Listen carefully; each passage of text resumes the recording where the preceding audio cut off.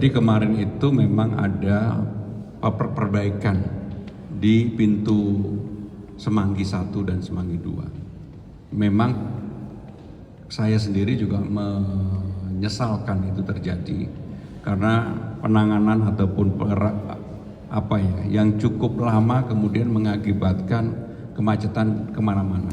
Dan untuk ini secara khusus kami akan meminta kepada Jasa Marga yang memang bertanggung jawab untuk itu, jangan sampai kemudian ini terjadi kembali.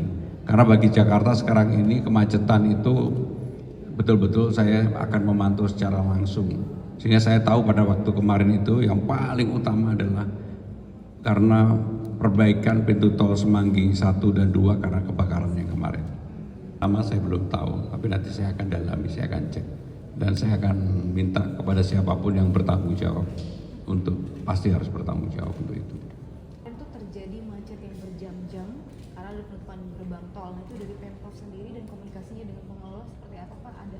Jadi kemarin itu memang ada perbaikan di pintu Semanggi 1 dan Semanggi 2. Memang saya sendiri juga menyesalkan itu terjadi karena penanganan ataupun yang cukup lama kemudian mengakibatkan kemacetan kemana-mana.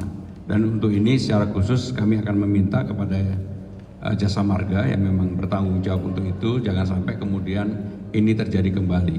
Karena bagi Jakarta sekarang ini kemacetan itu betul-betul saya akan memantau secara langsung.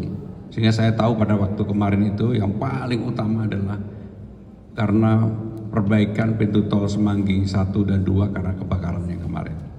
Itu terjadi macet yang berjam-jam karena ada penutupan gerbang tol. Itu dari Pemprov sendiri dan komunikasinya dengan pengelola seperti apa Pak? Ada?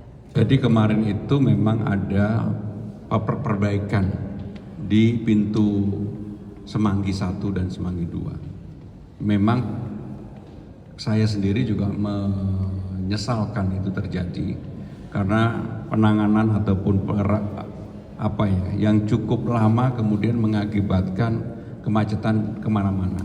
Dan untuk ini secara khusus kami akan meminta kepada Jasa Marga yang memang bertanggung jawab untuk itu, jangan sampai kemudian ini terjadi kembali.